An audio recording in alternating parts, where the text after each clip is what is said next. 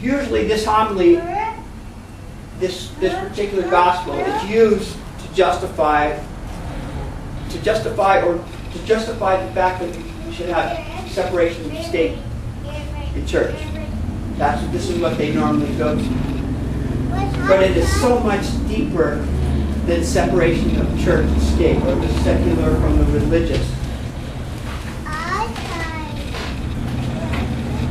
A couple of things that you normally don't hear, and I want to take you back to that time where Jesus is at right now, where it's taking place, because that's important to the story here, where it's taking place. It's taking place in the courtyard of the temple. And not so long ago, in fact, the last chapter before this one, Jesus went into the same courtyard in the same temple, and he was turning over the tables of the money changers, turning over the tables of the sellers. And he said to them, he chastised them, saying, "It is written that my house should be a house of prayer." And it wasn't. They were using it as a flea market, or the farmer's market there. It wasn't being used as a house of worship, a house of prayer. So now we're back into the same place. And he goes there, in this particular gospel, we're hearing the last part of a debate.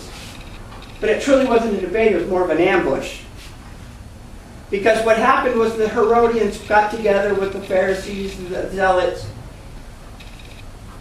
They weren't friends of each other, they weren't allies. But, you know, the enemy of my enemy is my friend. And that's truly what they've done here. They want to trip up Jesus. They go, well, let's ask him about the taxes. Is it fair to pay the sin tax? The sin tax. I'm talking cigarettes now. Or alcohol. That's not a sin to me. It's all relative. But see, they know that it's a no-win situation for Jesus. Because if he says, yes, pay the tax, then he's lost loyalty. He's lost the Jews. He's no longer supporting them. But if he says, no, don't pay the tax, then the Herodians are going to say, he's against Rome. So it was a no-win situation for him. But he was brilliant. In those days, the coinage had the image of Caesar on it. Because he was the Lord. They considered him the Lord. He was the head honcho. And in the Jews' practice and in their faith, they were allowed to live in Rome. They were a captured group, but they were tolerated. They could practice their faith. But they still had to live in the Roman society. They still had to buy and sell using Roman coins, Roman money. But that was a sin back then, because there was only one God, and he was considered the Lord. But that's the brilliance of Jesus' answer to them. When he was asked the question, he knew their malice. He knew it so very well because how they approached him. They approached him, "Teacher, oh wise one." They were buttering him up. How often have we been in that situation where you have a salesman come up to you, or your friend? "Hi Tom, how are you? Nice shirt looks real nice." First thing we do, "Okay, what do you want?" That's the position that Jesus was in at this time. They were complimenting him, but he knew their malice. He knew they were trying to trick him. So he says to them, "Show me the coin. Show me a coin." Now reached in and showed him the coin.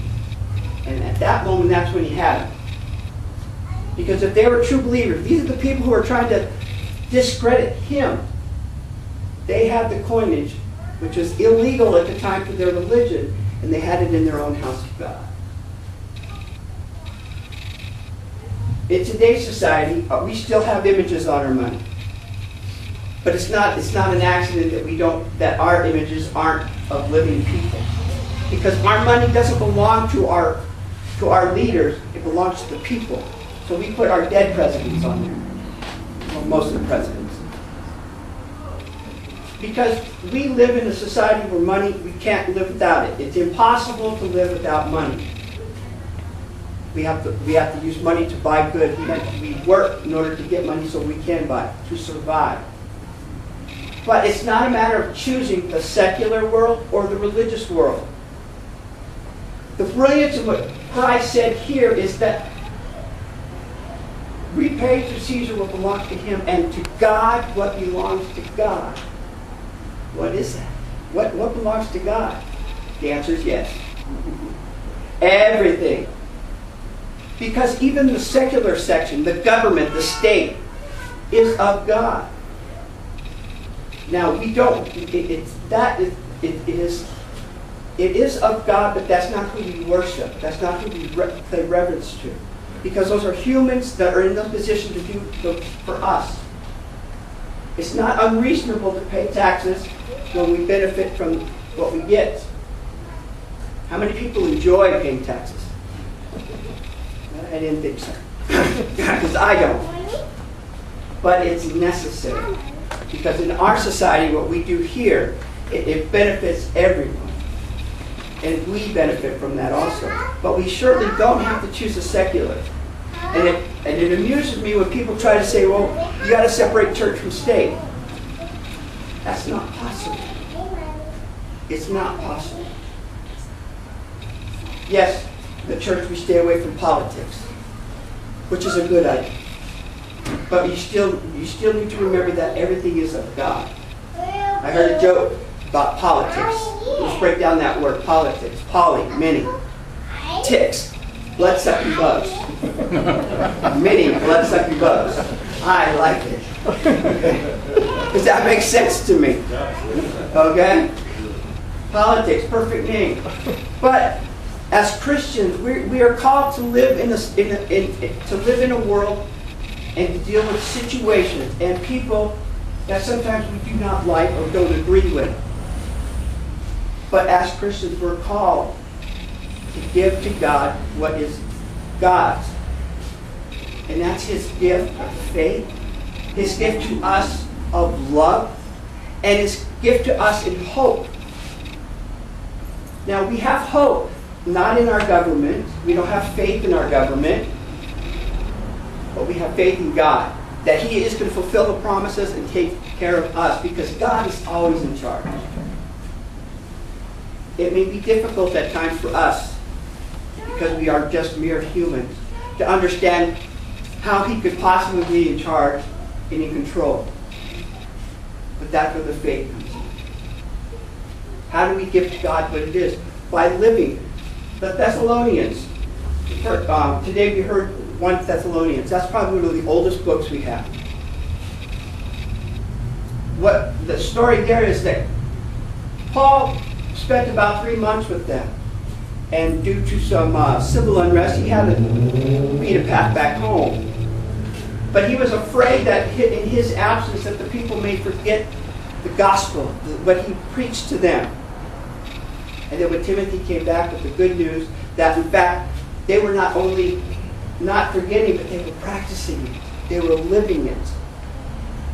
And that's a huge example for us, because they were giving back to God what is God. And that's by living it, being it. It's not standing up here and reading the gospel to you. Okay, it's not coming to church on Sunday. You know, as soon as you dip your water in the holy water, then you put your little halo on, and you sit here. We're good for an hour. Well, I hope so, just at least an hour. Okay. And then you go home, and the rest of the week you just cause hell. You raise hell.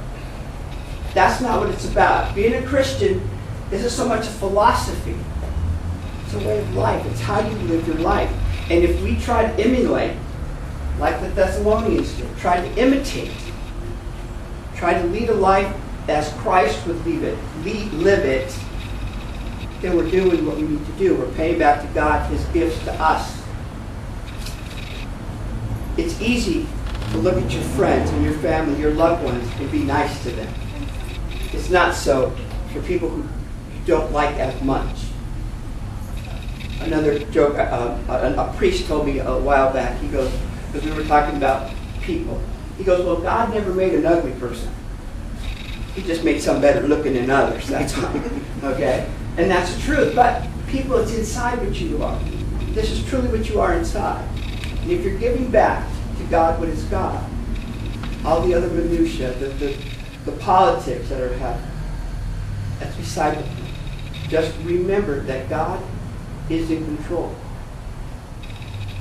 God will fulfill his promises to us in his most holy name. Amen.